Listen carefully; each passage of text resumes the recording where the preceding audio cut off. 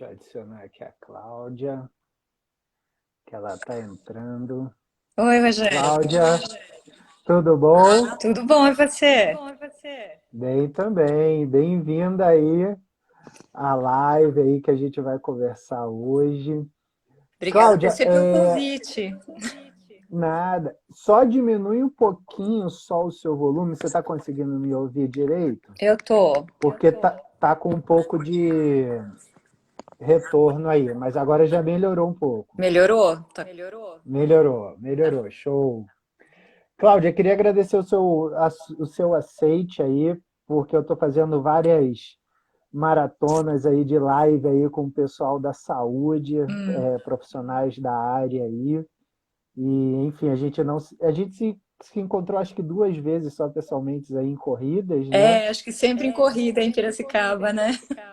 Isso, mas você é uma grande amiga da doutora Clarice, que é a minha madrinha aí e uma grande amiga minha. Ela falou, não, conversa com a Cláudia que ela manda muito bem. E, Cláudia, eu sempre começo, né, o Hum. nosso bate-papo para você se apresentar um pouco, para a galera que me segue, para a galera que vai ver no YouTube, quem é a Cláudia, quem é a doutora Cláudia aí, que é especialista, enfim, corre, maratonista. Conta um pouco aí da sua trajetória. Rogério, eu fiz medicina na Faculdade de Ribeirão Preto, na USP. Depois eu fiz clínica médica, cardiologia e me especializei em ecocardiografia. E nessa época da faculdade, eu me apaixonei pelos esportes. Eu confesso que eu era bem sedentária como adolescente, criança, bem preguiçosa. E na faculdade tinha muitos esportes, as competições, e eu acabei me apaixonando por esse mundo. Desde então, eu sempre pratiquei algum tipo de atividade física. Eu nunca fui muito boa em nada, não, mas eu sempre pratiquei atividade física, sempre fui muito.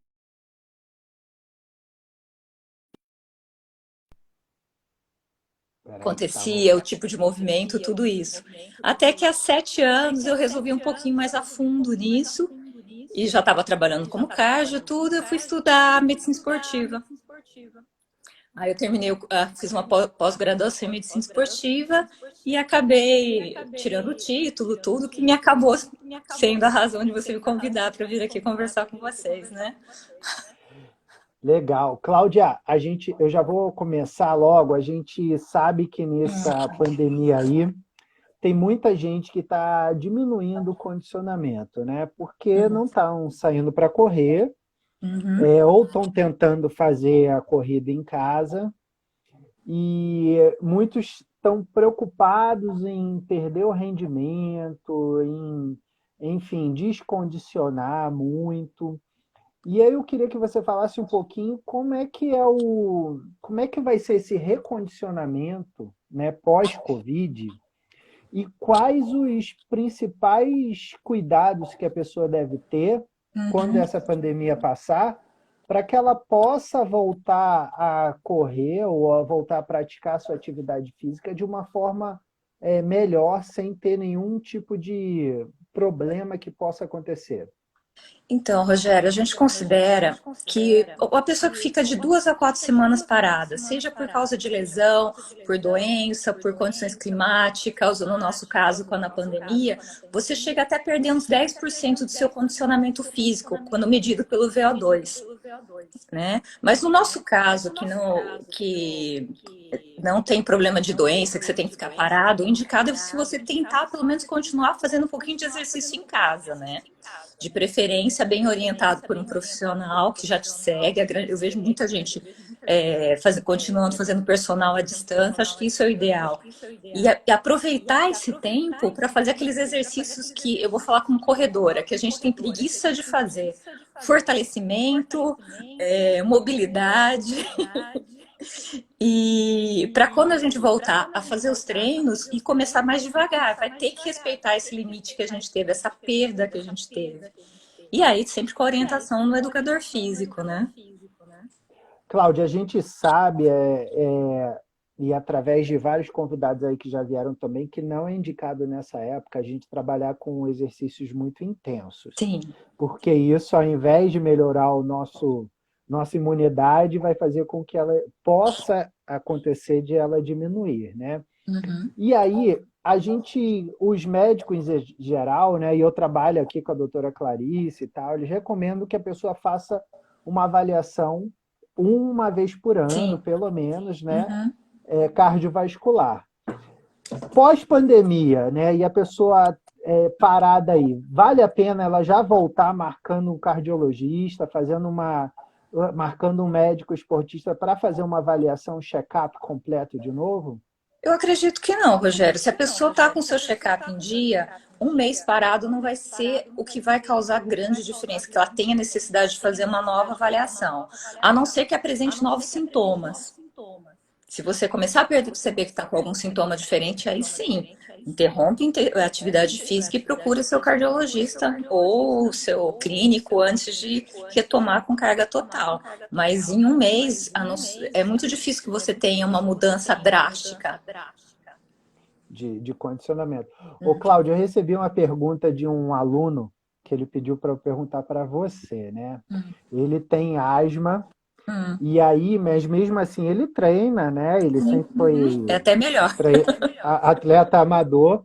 E aí ele perguntou se sobre o Covid, assim, se ele entra nessa escala de grupo de risco, mesmo sendo atleta ou não.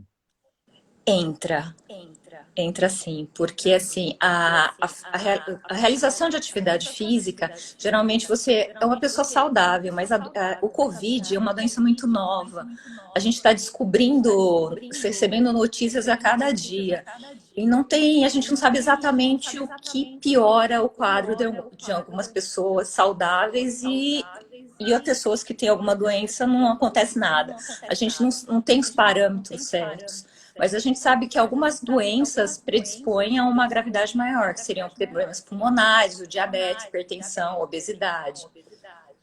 Então, apesar E dele do, ser atleta, isso ele não fica imune, ele ainda tem o risco pelo fato da asma. Principalmente se for uma asma mais grave, que eu não sei se é o caso dele. mesmo, enfim, não tendo histórico aí, ele tem que ficar em casa, então. É bom que ele fique em casa, use máscara, né? Não, assim, usar máscara, que assim, todo mundo tem que se cuidar, na verdade, né? As pessoas que têm um fator de risco maior têm que tomar um cuidado maior. Porque, como eu disse, muitas pessoas jovens, sem nenhum fator de risco, tiveram complicações por causa do coronavírus. Então, não é uma questão de continuar seguindo respeitando as regras de evitar aglomeração, usar máscara, medidas higiênicas, vale para todo mundo, independente da idade, independente do estado de saúde. Cláudia, já normalmente, né, a gente, no inverno, a gente já tem uma predisposição de diminuir a nossa atividade física, né? Isso é normal. O que eu tenho visto, pelo menos dos meus alunos, é que a atividade física hoje em dia, ela está fazendo muito mais bem para a parte mental, Uhum. né? De você estar em quarentena ali preso, e isso está fazendo com que eles, uma hora do dia ali, ele pense nele mesmo, do que até pelo próprio corpo, enfim, manter o corpo e tal. Tem alguma recomendação ou algum cuidado? Porque o inverno está chegando, fala-se que no tempo frio é pior, né, para fazer atividade física nesse sentido de pandemia. Tem alguma recomendação, algum cuidado a mais que a gente deveria ter? Eu acho que cuidados habituais, Rogério, mesmo de um período de frio mesmo. Como aumenta as aglomerações, a gente costuma ficar em ambiente mais fechado, é a época que a gente mais tem as gripes, né? Os resfriados, tudo que é por isso que eles até adiantaram a data de vacinação da gripe esse ano, para não começar a juntar gripe, coronavírus e tudo isso agora que está entrando no inverno. Mas a realização de atividade física regular é essencial, tanto para a saúde mental como para a saúde física. Acho que independente da situação, independente do nível de saúde, você pode diminuir a quantidade de exercício, diminuir a intensidade, mas fazer atividade física é essencial, acho que em qualquer época, e que pelo menos eu tenho passado para meus pacientes em qualquer época, em qualquer hora, em qualquer condicionamento, sempre respeitando seus limites. Cláudia, quem toma beta-bloqueador Uhum. ou, enfim, toma medicamentos que controlem a pressão Uhum. e não estão tendo tanta disponibilidade para fazer esse check-up aí com o médico, Uhum. eles devem ter algum cuidado relacionado ao exercício ou não? Não, pelo uso da medicação, não. Mantém Pelo normalmente, né? sim, principalmente que assim, é melhor ele fazer com a medicação e estar com a pressão controlada do que ele ter pico hipertensivo durante o exercício físico, porque o exercício já vai aumentar um pouquinho a pressão pela própria atividade, mas tem que aumentar o nível dentro do esperado. Se a pessoa parar de tomar o remédio, aí pode ser que ela tenha um pico hipertensivo, aí seria pior. Então, por isso que é sempre importante ter o acompanhamento do médico, de um cardiologista, para ele fazer essa avaliação. Às vezes com teste ergométrico, teste Cláudia, ergospiro. no seu dia a dia aí, como é que tá os seus pacientes aí? Eles estão meio angustiados de ficarem em casa ou não conseguirem treinar do jeito que... Porque o atleta ele é meio rebelde, né? Uhum. Eu, às vezes, vejo pessoas, mesmo tendo idosos em casa ou Uhum. tal, tendo que dar aquela saidinha para a corrida, né?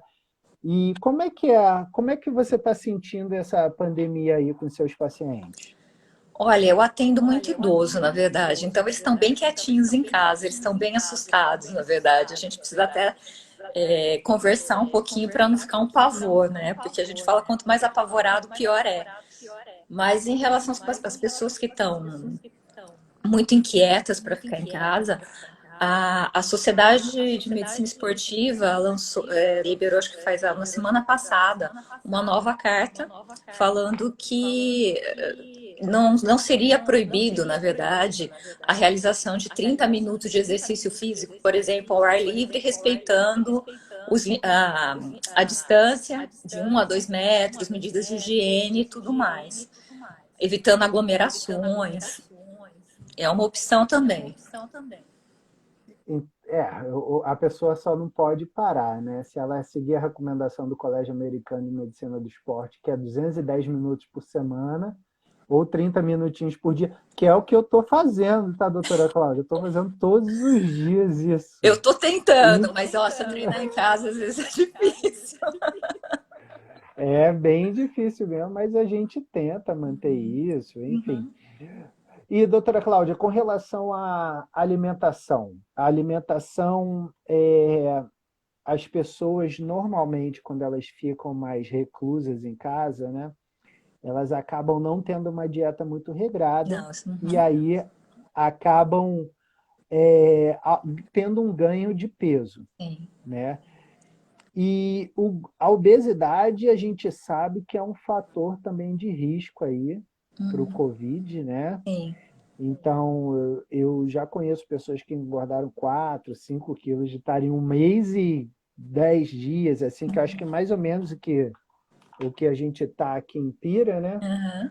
E, enfim, o que deve ser levado em conta nesse sentido? Porque quais os cuidados que a pessoa tem que ter com relação à alimentação em casa para que ela não engorde, né? Porque não só por causa da parte estética ou do condicionamento ou o que quer que seja, mas principalmente por causa do vírus aí. Olha, Rogério, eu acho que é mesmo os cuidados do dia a dia. O que engorda, na verdade, é aquilo que a gente fica beliscando. O problema é que a gente fica em casa o dia inteiro, a gente acaba ficando.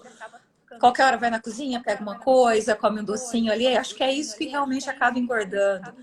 E para você, para quem passa o dia inteiro em casa, não fazer isso realmente é a cabeça da pessoa mesmo. É bem difícil. Acho que não existe uma regra para isso. É a mesma O, coisa de o, se organizar para fazer exercício físico, se organizar para não ficar comendo besteira, mas eu acho que é bem difícil mesmo.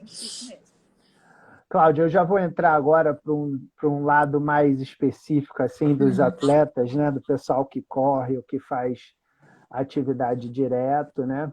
E tem alguma diferença numa avaliação quando você pega uma pessoa que é um atleta competitivo e uma pessoa que é um atleta amador?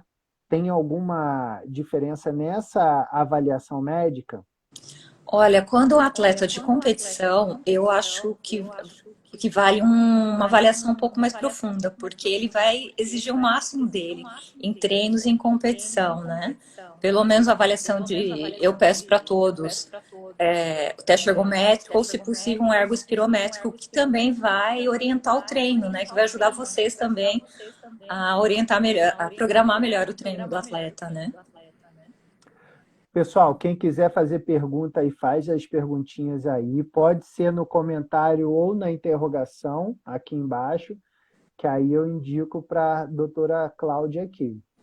E, Cláudia, tem pessoas que antes da pandemia elas tomavam suplementos, enfim, para melhora de performance ou para diminuir o cansaço. E, logicamente, como elas não estão com o mesmo ritmo de treinamento de antes, surge a dúvida se elas devem manter esse suplemento ou não. O que você poderia dizer sobre isso aí? Eu acho que no momento não precisa, né? Porque para fazer 30 minutos por dia de treino, você não precisa de fazer suplementação de whey protein, ou de outros produtos de beta-alanina para aumentar o tempo de performance de tudo isso. Eu acho que não tem necessidade no momento, guarda para depois. Cláudia, tem alguma diferença assim numa avaliação para quem é cardiopata, para quem é hipertenso, para quem tem dislipidemia, ou a avaliação é a mesma para todo mundo? Depende. O básico é igual para todo mundo. É uma avaliação funcional. Depende se vai ser um teste ergométrico, um ergospirométrico, uma cintilografia, um teste funcional para você ver qual que é a capacidade da pessoa, né? E se ela tem algum risco, alguma isquemia, alguma coisa que impeça de fazer o exercício. Ecocardiograma também, mas a avaliação em geral é a mesma. E o atleta que é idoso, Cláudia, tem muita gente aí chegando na faixa dos 60, 65 anos de idade, aumentou muito e fazendo competições de longa duração, como maratonas, ultramaratonas. Tem algum cuidado que a gente deve ter a mais do ponto de vista, de repente, cardiovascular para esses atletas de longa duração? Olha, Rogério, já em alguns congressos que eu fui, existe uma discussão muito grande sobre essas ultramaratonas, porque os estudos mostram que o desgaste é muito grande, né? Tanto para articulações, tanto para o sistema cardiovascular, tem aumento de enzimas cardíacas em alguns casos. Então, o que a gente precisa, a minha visão, na verdade, é assim: você avalia o paciente, você vê se ele está saudável, você libera ele para fazer o exercício. Agora, para você dizer é saudável, não é. Eu não considero que seja saudável. Mas quem corre, você corre também, eu já corri maratona, a gente sabe que o treino é extremamente cansativo, eu não considero saudável, mas eu gosto. Existe essa diferença, é difícil você segurar quem gosta de fazer. É lógico, se você fizer a avaliação e você notar que ele tem alguma coisa que possa aumentar as chances, os riscos dele, aí a gente segura. Senão, Mantém desse jeito, não né? tem, Vai não que. tem como. Já tentei segurar e você acaba brigando com a pessoa. E é verdade. Você faz todos os exames, ela tem que ficar ciente que além das condições do dia, tem que ver as condições do dia também. Hidratação, alimentação, tudo isso em provas de longa distância também vão influenciar no cardiovascular e em qualquer possibilidade de alguma complicação no caminho, né? O que a gente vai fazer é avaliar como que tá o O, cardiovascular dele. o grande problema nessas provas de longa duração é a desidratação, não é? Sim, É desidratação, uma dos. desequilíbrio hidroeletrolítico, que pode levar à arritmia, tudo isso é uma complicação também, que também pode dar insuficiência, já tem alguns casos de insuficiência renal, então tem que tomar certos cuidados, sim, nas outras maratonas. E eu vejo assim, né, Cláudia? Eu como treinador eu sempre vejo que a pessoa quando corre ela tem dois caminhos, né? E eu sempre falo que a corrida ela empodera muito, né? Porque a pessoa via que ela não era capaz de fazer determinada coisa e aí ela nunca se imaginou correndo 5 km, corre 5 km e aí depois parte para 10, 15, 21, enfim, 42, e isso vai fazendo com que a pessoa vá evoluindo. Uhum. Ou pela distância, que nem é aumentar a distância, ou pelo tempo. Ah, eu quero diminuir meu tempo nos 10 km. Então, tem sempre essa coisa dúbia aí de ou tempo ou distância. A grande maioria está indo para a distância, né? Sim. Pelos desafios. E aí, também é baixíssimo, né, Cláudia, a morte relacionada ao esporte, Sim. né? Porque parece que o exercício ele tem um efeito cardioprotetor, né? Sim, sim. O exercício físico regular, que você mesmo falou, que a sociedade recomenda, 30 minutos de exercício por dia é protetor, né? Só o excesso que você levaria a aumento de lesões e aumentaria o risco, certo? Certo. Cláudia, tem alguma variação na circunferência abdominal? Tem relação a circunferência abdominal da pessoa com predisposição à doença Tem, cardíaca? Porque tem. tem aquele cara que ele é atleta, né? Ele é um atleta, tem uma barriguinha, gosta de tomar a cerveja dele e tal, essas coisas. Só que ele tem aquela barriguinha, né? E aí ele fala: não, eu sou atleta, posso beber minha cerveja, não tem problema nenhum. Mas tem alguma relação entre barriga e a barriguinha e doenças cardíacas? Tem, é relacionado à circunferência abdominal, sim, com doenças cardíacas. Assim, o fato dele fazer atividade física, ele tem um fator de risco a menos. Porque sedentarismo hoje em dia é considerado um fator de risco tão grande quanto o tabagismo. Então, se ele não fizer, se ele não é sedentário, ele tem um fator de risco a menos. Mas o fato dele ter uma circunferência abdominal é um outro fator de risco. Um não exclui o outro. E melhora, mas não é todo o caso aí para Exatamente. ele Não é sair. contra, exatamente. Não E Cláudia, zera, conta digamos para assim. conta pra gente aí o que é um infarto e por que e o que é essa morte súbita também, que acontece, que as pessoas têm muito medo, né, de que aconteça às vezes numa corrida. O que é essa? A morte súbita é um tipo de infarto? Pode ser, uma causa mais comum de morte súbita são infartos, mas pode ser por uma arritmia, que pode ser causada por secundária a um infarto também, ou alguma doença genética, ou algum distúrbio hidroeletrolítico. A grande maioria dos casos de morte súbita são por causa são de cardiovascular, são por causa disso. Mais raramente aneurisma cerebral, mas isso é bem mais raro. O principal geralmente é cardiovascular, ou arritmia ou infarto, mas é bem mais raro mesmo. É que é chocante você ver uma pessoa ativa tem morrendo durante uma atividade física, mas existe, os levantamentos mostram que a quantidade de pessoas que morrem durante a atividade física é bem menor do que o número de pessoas que têm morte súbita sem causa específica, em casa, dormindo.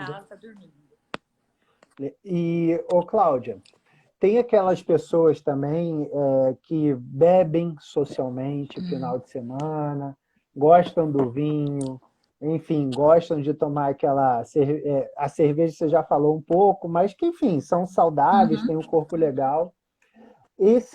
Quem bebe ou até quem fuma ocasionalmente também pode ter algum problema cardíaco só por causa desses dois fatores, né? Beber socialmente ali e fumo. Pode acontecer isso? Cigarro, com certeza. Cigarro é um grande vilão de doença cardiovascular. Agora, beber socialmente, não. Uma taça de vinho, 2 taças de vinho, no final de semana, uma cervejinha não vai fazer, não é isso que vai fazer mal, não. Eles até existem alguns Cláudio, estudos que seria até protetor, né? Uma dose de vinho, por causa do dos antioxidantes. revestera, colesterol, alguma É, coisa assim, né? travou a língua, É. é isso mesmo. Ô, Cláudia, o colesterol, Hum. ele é o vilão, assim, para o coração? Porque tem gente que fica muito preocupado, meu LDL, mas o HDL, mais o colesterol total. Explica um pouquinho sobre isso aí, o que que é cada um, né? E por que que isso pode afetar a saúde do coração da pessoa? Na verdade, é todo o sistema cardiovascular. O LDL, que a gente chama do colesterol ruim, ele é muito alto, ele tende a causar acúmulo de gordura, placas de gordura em todo o sistema cardiovascular. Né? Pode ter tanto tempo, pode ter obstrução de pernas, de carótidas, mas o mais grave, digamos assim, seria a obstrução do coração causando um infarto, né? O HDL, o que a gente chama de colesterol bom, que teria um efeito protetor sobre o organismo e ele responde bem com atividade física. Ele tem uma parcela genética grande, mas ele responde bem à atividade física, ele aumenta. E o colesterol seria a soma deles, mais os triglicérides. Triglicéridos é uma gordura que também responde bem à atividade física e à dieta.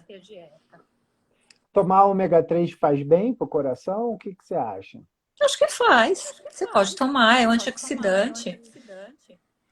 E melhora, né? Uhum. Cláudia, eu sempre gostei de uma frase, né, que eu li uma vez no livro, que se chama Skin the Game, né? Skin the Game é você vivenciar aquilo dali na pele. E aí eu vou te fazer uma pergunta que se um médico que pratica atividade física que nem você É. e corre, ele tem uma visão diferenciada, né, do atleta quando comparado, às vezes, a outro médico, né? Por que que eu falo isso? Porque eu, como treinador, eu sempre, às vezes, acontece de um aluno ir em determinado médico ortopedista que não tem nenhum tipo de histórico relacionado ao atleta. Uhum. E aí o cara chega e fala, tem que parar. Muitas vezes não para, né? Não. Não precisa parar, não tem essa necessidade. Mas aí ele não tem esse perfil e aí fala para parar, deixando o atleta triste, enfim, tal, essas coisas todas. A visão é diferente de quem pratica, de quem corre ali? Com certeza. Com certeza. Eu acompanho alguns colegas ortopedistas que, que fazem esportes, é muito difícil eles segurarem alguém, né? Falar assim, não faz atividade física. É a mesma coisa da gente. Apesar que a cardiologia vem mudando muito ao longo dos anos. Há uns 30, 40 anos, a pessoa infartava, ficava 30 dias parada. Ah, quando eu fiz a residência, 20 anos, era pelo menos 48 horas sem fazer nada. Agora, se a pessoa infartou sem problema nenhum, no dia já vai tomar banho, já caminha. Mudou, e a gente tem visto que quanto mais ativa a pessoa ficar, quanto mais atividade física ela puder ficar, quanto melhor o condicionamento dela for, é melhor. Cláudia, eu não sei se você já viu também, mas assim, se a gente for pensar da década de 70 para cá, veio o método Cooper, né? Uhum, Que falou, vamos correr o jogging, né? uhum. Que é essa corridinha tranquila, tal. Depois veio o surgimento das corridas de rua. Enfim, hoje em dia a gente fala muito do treinamento intervalado de alta intensidade. Tem gente, né, que fica preocupado em fazer exercícios tão intensos.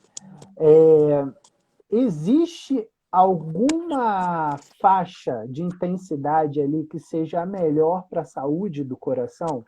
Ou, enfim, o fato dele estar trabalhando ali já vai fazer com que ele seja, que já trabalhe essa saúde dele? Já trabalha, porque assim, a orientação para o coração ser saudável são 30 minutos de exercício de moderada intensidade. Já o HIIT seria quando você quer aumentar o gasto calórico, aumentar o seu condicionamento ao pico, né? Então, são casos diferentes. Mas pode ser feito sem Pode ser problema nenhum, é feito, isso? desde que aí, nesse caso de fazer HIIT, eu aconselho a ter uma avaliação, porque você vai fazer uma elevação muito grande da frequência cardíaca, você vai no seu máximo, né? Então, você tem que estar com a saúde cardíaca boa. Ô, Cláudio, o que que acontece quando a pessoa que faz atividade física ali tem um pico hipertensivo, né? A pressão dele vai lá em cima. Quais são os sintomas que acontecem? Porque eu já vi isso acontecer, né? Em academia, a pessoa teve um pico hipertensivo ali, a frequência tava 20/10 a pressão do cara. O que que isso pode acarretar? Então, na grande maioria dos casos, a pressão alta é totalmente assintomática. Você me perguntou de sintomas primeiro, né? A grande maioria é assintomático. Você só tem sintomas, você pode ter dor de cabeça, tontura, dor na nuca, mas geralmente quando ela está muito alta, né? E você só vai saber mesmo fazendo a aferição da pressão, como tá.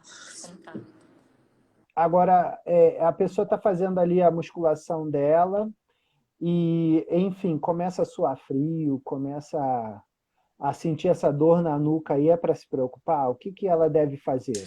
Você tem que, se você tiver como avaliar a pressão dela, ver se não é queda de pressão, se não é hipoglicemia, tem várias coisas que podem acontecer na academia, né? O pessoal às vezes vai fazer os aeróbicos de jejum, às vezes tem gente que uma coisa que tem que tomar muito cuidado são os pré-treinos, né? Que aí esses das pessoas mais sensíveis podem causar arritmia, elevação da pressão. Tem que avaliar tudo isso também. Ô, Cláudia, eu vejo que tem pessoas que têm crises de ansiedade Hum. e a gente está aumentando essas crises de ansiedade nesse período de quarentena, né? E aí tem sintomas como sudorese, às vezes dor no peito, taquicardia. Como diferenciar isso de um infarto? Existe alguma coisa que possa diferenciar isso de um infarto? No hospital geralmente chega isso. É eletrocardiograma, avaliação de fatores de risco, tudo, avaliação cardíaca normal. Aí eu tenho muito paciente com essas queixas cardiovasculares. Aí você faz tudo, revira a pessoa de ponta cabeça, não é? Aí começar a tratar a ansiedade, a síndrome do pânico, e vamos atrás do que está acontecendo, que não é cardiológico. Cláudia, tem uma pessoa aqui perguntando se você está correndo em casa ou na rua. Eu comecei semana passada, eu corri 30 minutos aqui em volta do meu condomínio, 6 horas da manhã. Você mora em Limeira, né? Eu moro em Limeira. Aí, assim, não Limeira. tem. Aí, quando começa, eu vejo, começa a sair o pessoal e volto para casa. Mas eu comecei semana passada. Cláudia, uma pessoa que tem hipertensão, ela pode fazer atividade física Se ela normalmente? tiver com a pressão controlada, ela deve. Deve fazer porque melhora, né? Melhor Pode ainda, até tirar. a gente consegue até, às vezes, diminuir a quantidade de medicação. Você sabe que eu tive um aluno desse com a doutora Clarice, que ele tomava o remedinho dele lá só com a caminhada. Depois de um tempo, a doutora Clarice tirou o Sim. medicamento e ele ficou super feliz, porque ele falou que ele podia tomar a cervejinha dele assistindo o jogo do Palmeiras e comendo amendoim. Que isso que era o gostoso, e por isso que ele fazia atividade física todo dia. Mas o ideal é isso, assim, o ideal, se a gente conseguir controlar com mudança de estilo de vida, é o sonho de todo cardiologista, né? Você, a pessoa vai fazer a dieta bonitinha, começar a fazer atividade física, você consegue controlar o diabetes, consegue controlar o colesterol, consegue controlar a pressão sem remédio. É o nosso sonho, é o ideal, seria o mundo ideal. Cláudia, amar faz bem? O que que você acha aí? Faz bem pro coração Com amar ou não? certeza, né? Faz mal de algum jeito. Porque tem gente que fala assim, a pessoa mal-humorada, ou às vezes a pessoa que não está bem de vida, enfim, está com alguma coisa, vive ali tendo algum problema que muitas vezes não precisava ter, Uhum. e aí ela tem, aí quando vai ver, está faltando alguma coisa na parte da vida dela, né? Mas eu acho que muita gente vai para a corrida por causa disso. Acho que as pessoas, a corrida dá um objetivo, né? A pessoa assim, ai, nem que seja, ai, meu objetivo é correr 5 quilômetros, objetivo é correr 10 quilômetros. Parece que dá uma alegria para as pessoas. Isso que eu vejo com as pessoas que começam a correr. né? E se apaixonam pela corrida e ou pelos esportes em geral, na verdade, né? Você dá uma nova visão para a vida. Eu gosto de esporte, né? Ô, Cláudia, eu recebi uma pergunta aqui, ó, que a pessoa está com sobrepeso e se ela for correr com sobrepeso, isso força mais o coração. O que você pode dizer sobre isso? Tudo depende da intensidade que ela vai começar. Não é contraindicado, mas tem que começar devagar. Você não vai querer estar com sobrepeso, nunca fez nada na vida. Você que sabe disso, que chega assim, chegam para você e falam assim, nunca fez nada, eu quero correr uma maratona daqui a 6 meses. Aí vai fazer mal. Então você tem que começar aos poucos, respeitando os seus limites. Você não, o fato de você ter sobrepeso não é contraindicação. Mas correr maratona em 6 meses, sendo nunca tendo corrido na vida, acho que nenhum treinador vai mandar fazer isso. Tem que ter bagagem. Não, eu concordo, mas sempre tem os malucos, né? Sempre. Aí é os caras que olham na revista aí e fica fazendo, não, eu tenho que. Vou fazer esse treino aqui de 20 semanas aqui para correr uma maratona. Mas se eles não sabem que para começar esse treino de 20 semanas, a pessoa já tem que ter uma carga. Tem que ter pelo menos um ano ali correndo, né? Eu sempre gosto de usar, Cláudia, e aí eu falo com os meus alunos o seguinte: a pessoa quer correr uma prova de 5 quilômetros, são pelo menos de 10 a 12 semanas. Aí, se ela quer correr uma prova de 10, ela tem que fazer 3 provas de 5. Por quê? Porque não é só a distância, é conhecer o seu corpo também para que ela possa evoluir. Aí, conhecer o seu corpo, né? Passar por situações ali na prova, porque sempre na prova, às vezes você sai mais forte, às vezes você pega uma subida que você quebra um pouco o ritmo e a pessoa tem aquela sensação de vir o coração na boca ali, né? Na garganta. Aí fez 3 de 5, vai para 10. Quer fazer uma meia maratona? Vai ter que fazer 3 de 10. Sim, é uma boa. Aí fez, quer fazer uma maratona? Vai ter que fazer 3 de 21. Nisso já foi um ano, pelo menos. Isso é verdade. Da pessoa treinando ali, já foi um ano dela fazendo o treino. E aí, quando ela quiser fazer uma ultramaratona, aí pelo menos ela tem que ter feito 3 provas de 42. E aí começar com uma Bertioga Maresias ali. Já fez Bertioga Maresias? Já fiz, mas eu fiz em trio, não fiz sozinha, não. Começar com a Bertioga Maresias tranquilo, enfim, essas coisas todas devagar para que se chegue lá. Ô, Cláudia, eu vi que você correu Berlim, que você já correu provas, acho que foi Chicago e Berlim, foi isso? Não, eu corri Nova York e Berlim.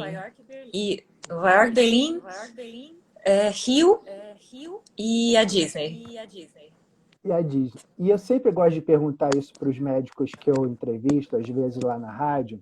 Qual os corredores, né? Qual o maior perrengue que você já passou numa prova? Olha, se eu te contar os perrengues das minhas maratonas, as minhas foi complicado. Porque, assim, a que eu estava mais treinada, eu tive, assim, quando chega no 30, aquela história do muro é verdade, né? Não tem jeito. Eu tive cãibra no Rio de Janeiro, foi bem complicado para terminar. E Nova York, eu tive uma fratura por estresse 10 semanas antes da prova. E continuou treinando? Não, eu treinei, parei, fiz bike, natação. E sim, fui mais para terminar mesmo. Então foi um perrengue bem complicado, mas cruzar aquela linha de chegada foi emocionante. Você sabe que ontem eu conversei aqui com o Dr. Pedro Potin, que é da Kelly Club aqui de Piracicaba.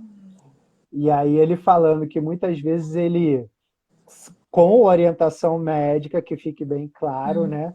Quando a pessoa tem o objetivo e o sonho de fazer determinada prova, ele vai lá e libera, passa o medicamento para a pessoa fazer isso, né? Porque eu também já tive fratura por estresse, dói pra caramba, né? E correr uma prova com fratura por estresse até você aquecer. Não, mas já estava consolidado. Eu fui depois de 10 semanas, já estava consolidado. Já estava. Já, já. Então, isso é melhor. Cláudia, tem diferenças de patologias relacionadas a homens e mulheres do ponto de vista cardiovascular ou do ponto de vista de exercício, assim? Não, assim, os homens, eles têm uma faixa de por volta dos 40, 50 anos, é que é a faixa que eles mais têm problema de coração, né? Coronariopatia, tudo. Então é a faixa que a gente acaba tomando um pouquinho mais de cuidado quanto a fatores de risco, avaliação de isquemia, tudo. Mulher, demora um pouquinho mais, a gente considera a idade de risco um pouquinho depois, principalmente depois da menopausa, que a gente perde um pouquinho a processão dos hormônios e acaba subindo, tendo uma elevação do colesterol, tudo isso, e acaba aumentando o cis. Tem uma diferença na idade, mais ou menos assim, mas em geral o tratamento é o mesmo. Ô, Cláudia, eu não sei se você tem ouvido falar sobre isso, mas tem atletas usando Viagra, né, para aumentar rendimento. E, enfim, já foi pego ciclistas, inclusive ciclistas usando Viagra. E, assim, o Viagra ele é um vasodilatador, né? Tem alguma fundamentação usar esse medicamento para aumentar rendimento no esporte? Olha, Rogério, eu nunca ouvi falar do Viagra como em atividade física, não. O Viagra é utilizado em pacientes que às vezes têm hipertensão pulmonar para você causar vasodilatação pulmonar. Não sei se é por isso que eles usam. Agora, se tem, se causa alguma diferença em exercício, realmente eu não sei te dizer. Porque eu não sabia que o pessoal usava, não. Mas deve ser causa pela o que eles devem pensar é sobre a vasodilatação pulmonar, melhorar a oxigenação. Agora, se realmente tem efeito, eu já não sei te dizer. E o que você encontra, Cláudia, de mais comum aí nas pessoas usando para melhorar o rendimento, né? Tem caso de atletas que já foram bem famosos aqui no Brasil que usaram EPO e se deram super mal, né? Você costuma ter ver isso aí mais profundamente? Eu não mexo muito com atleta profissional de competição. Acho que se eu tive alguns, tive poucos, né? Mas eu acho que o uso de substâncias para melhorar a performance não precisa ser atleta profissional. O pessoal está usando muito em academia mesmo, né? Muito usando muita bomba, muita testosterona, GH. Isso eu vejo no consultório o pessoal usando. Aí chega algumas pessoas até com problema de pressão, palpitação. Aí você vai ver ela tá usando alguma dessas substâncias ergogênicas. Tem gente que gosta de usar, né, Cláudia, como é que se chama? Cafeína, né? Altas doses de cafeína aí. E isso pode dar algum problema cardiovascular, né? Se usar altas doses de cafeína. Depende muito da sensibilidade de cada pessoa, mas pode causar elevação da pressão e aceleração também e arritmia em pessoas mais sensíveis. Porque a cafeína é difícil, tem gente que não tem sensibilidade, que toma café à noite, dorme, tem gente que toma e não consegue dormir, perde o sono, e seria mais ou menos equivalente à sensibilidade de cada pessoa. Você consegue, se você tem pico hipertensivo, você tem arritmia.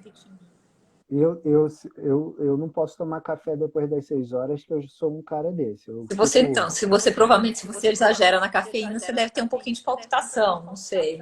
É o que muita pessoa. Eu Não, tenho. não, mas tomar café mesmo, cara. Tomar café normal depois das 6 horas eu já fico meio aceso, assim. Eu também sou assim, é a sensibilidade de cada um, né? Tem gente que não tem. É a mesma coisa que você tomar muita cafeína para fazer atividade física. Tem gente que não vai sentir nada, que vai se sentir estimulado. Então, é a variabilidade individual. A pessoa vai ter que sentir. Sentir.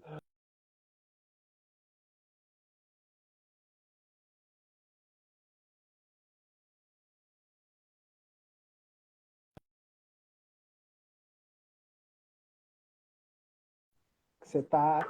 Não, Você ouviu? Conseguiu ouvir? travou. Não? É. Por que os quadros emocionais, né, das pessoas são sempre acompanhados de alteração cardíaca e respiratória, né? Então, às vezes, a pessoa começa a ver alguém, fica nervoso, começa a bater o coração mais rápido, começa a suar frio, enfim, a respirar mais rápido, É quando fica descarga com de medo, fica... adrenalina. A adrenalina faz Adrenalina. isso. Você tem a distância, aí fica com palpitação, reação de alarme, né? E Suar aí faz frio, essa... vasoconstrição periférica, aceleração, tudo preparado para correr, para fugir. Cláudia, vamos lá para as últimas perguntas aqui, que a gente está chegando aqui no fim da live. E qual o seu conceito de saúde? O que você acharia... O que é saúde para você, para a doutora Cláudia aí? Equilíbrio de físico e mental, na verdade. Você ter o seu corpo ser saudável, você não tem necessidade de usar grandes medicações, você não tem nenhuma doença grave, mas você ter uma cabeça boa também, né? Você ter a capacidade de fazer as coisas que você gosta. De preferência uma atividade física, um curso intelectual, social. Acho que saúde envolve tudo isso. Não tenho, não, se a pessoa não tem nada o seu físico, você é saudável, você não tem doença nenhuma, mas a cabeça tá ruim, as coisas estão ruins em volta. Acho que tudo isso tem que ser levado em conta. Hoje a gente trabalha muito de uma saúde global, né? Multiprofissional, tudo isso. Acho que a gente tem que ter uma visão mais aberta. Cláudia, você tem alguma frase ou algum livro aí que você recomenda para a galera? Pode ser sobre corrida, enfim, ou alguma coisa aí. Nossa, de corrida, eu adoro o livro do Drauzio Varela, O Correr, que eu lembrei dele muito na Maratona do Rio. Tudo que ele falava ali na curvinha, assim, veio tudo na minha cabeça, porque é exatamente aquilo. Aquela curvinha nunca chega. Eu gosto bastante do livro dele. Eu acho que para quem corre é bem legal. E ele é médico também. É um cara que começou a correr mais tarde, mudou o estilo de vida, é um exemplo mesmo. Ele parou de fumar, né, também. Era Assim, por causa da sedentário, parou de corrida, fumar né? e corre maratona super bem. Quer dizer, agora acho que ele não estava correndo mais, mas tem tempo, tem índice para Boston, foi correr Boston, então eu acho que é um livro bem legal. E pós-Covid aí vale a pena, então, para a pessoa que não está com atividade física, com o check-up em dia, marcar um cardio, né? Para Sim, fazer essa reavaliação para que volte a treinar de uma forma segura. mais correta, né? Sim. E segura. Aí em Piracicaba, Porque... inclusive, tem a minha amiga Clarice, excelente cardiologista. Você veio para cá também, você não veio para cá ou não? Às Trabalhar vezes não, uma... eu vou às vezes tomar um café com ela. Então tá. E, Cláudia, o que te inspira aí na vida e profissionalmente? Profissionalmente, olha, os desafios mesmo. Eu, assim, uma coisa que me estimula muito no consultório, às vezes eu chego ao paciente que você consegue, que eu te falei, que o ideal, que o sonho de todo um cardiologista é você conseguir mudar o estilo de vida da pessoa, a pessoa chegar para você e falar que ela está melhor por causa de mudanças de estilo de vida, a gente tirar o remédio dela, é muito legal. Eu saio feliz do consultório. E cada vez mais pessoas estão... A gente está vivendo, na verdade, um paradigma, né, Cláudia? Eu não sei se você já parou para pensar nisso, mas ao mesmo tempo que a atividade física está em voga o tempo todo, os índices de obesidade no mundo estão aumentando, né? E é engraçado, porque a gente tem a informação bombardeada o tempo todo ali na mídia, através dos médicos. Hoje em dia, todos os médicos que eu conheço, que eu tenho contato aqui em Piracicaba, eles recomendam atividade física.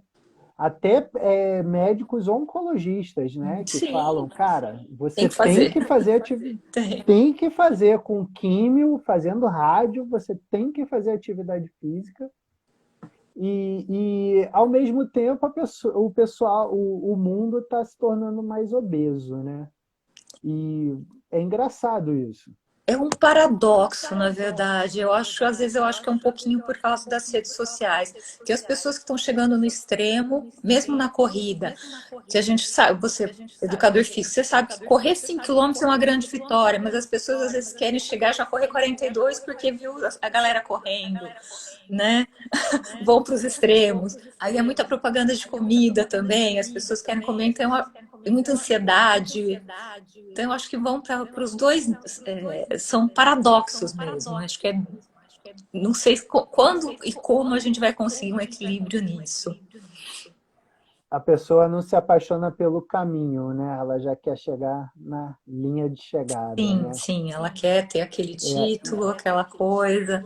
Então, eu acho que o mundo acho que está tendo bastante esse paradoxo, né, dos extremos. E eu acho que o segredo é a gente tentar descobrir um equilíbrio. Acho que essa é a parte difícil. como é que está sendo a pandemia para você, Cláudia? Do ponto de vista de ficar em casa, enfim, médico não para, né? Pelo menos os médicos que meus amigos aqui, eles não estão parando, estão trabalhando até mais. Eles achavam que até iriam diminuir, mas estão trabalhando mais. E como é que está sendo para você isso? Olha, eu estou trabalhando menos porque eu não sou da linha de frente, né? Eu atendo mais consultório, faço exame laboratorial, mas eu continuo indo nos hospitais para fazer as urgências, mas diminuiu a quantidade. Para quem é acostumado a trabalhar fora o dia inteiro, realmente ficar em casa às vezes é um pouquinho cansativo. Aí eu tento compensar fazendo exercícios, né? Lendo, tentando encontrar, mas assim, eu entendo quem está angustiado, porque é bem angustiante mesmo. Eu acho que é uma fase ruim, você sente falta das pessoas, você quer encontrar as pessoas. É bem É, difícil. em casa, assim, eu estou vivendo um momento com minha família, que é eu, minha filha, minha esposa, a gente está brincando bastante, a gente Uhum. está fazendo os fazeres em casa. Mas é engraçado que você sente falta exatamente dessa coisa do trabalho do jeito que você fazia, né? Porque eu acho Eu que a sinto gente falta gosta do dos. que a gente fazia, né? Pensa nesse lado, Rogério. Sente falta dos alunos, de conversar. Eu sempre fui um cara que gosta de abraçar, Uhum. enfim. E você não está tendo mais isso, né? Porque essas coisas todas aí estão fazendo com que você. E eu acho que o mundo, de alguma forma, vai mudar, né? Sim, eu também acho que ele não vai ser o mesmo. Não vai ser, E, não. enfim, vamos ver o que vai acontecer aí. Cláudia, queria agradecer muito a sua presença aqui na minha Eu que live. agradeço o Foi sua convite. primeira live, né? Foi, Que você primeira live, falou. estava assim, ó, Aí nervosa. já dá para fazer um bate-papo, é super tranquilo, é Uhum. gostoso, né? E, enfim, queria agradecer muito aí. Uhum. Se você tiver. O pessoal, quem quiser, segue aí a doutora Cláudia aí. Enfim, eu não sei se você posta alguma coisa tal, mas, enfim, se você quiser deixar seu telefone de contato aí, Cláudio, seu consultório também, pode, fica à vontade aí. Tá, joia. Eu não sei de cor o número, você sabe que eu sou muito desligada. Mas qualquer coisa, se alguém quiser, pode mandar um direct que eu passo. Então tá. Cláudia, Uhum. brigadão aí pela sua presença. Pessoal, essa live vai estar lá no meu YouTube, no meu canal amanhã, a partir de amanhã, tá bom? Então, vou passar a live para a Cláudia, aí se ela quiser, ela passa aí Uhum. para os pacientes, enfim, para quem quer que seja. Já estamos chegando ao final, Cláudia, porque o Instagram, daqui a pouco ele derruba. Você tem 1 hora para fazer a live, Ah, tá? é? Senão ele Não, nem isso eu derruba. sabia, olha só.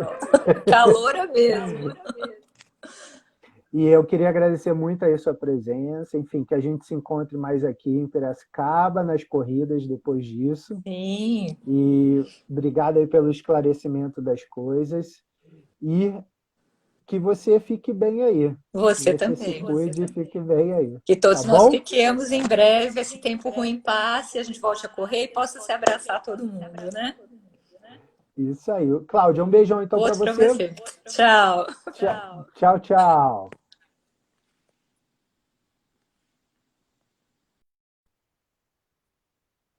Então é isso, pessoal. Um beijo para todo mundo. Tchau, tchau.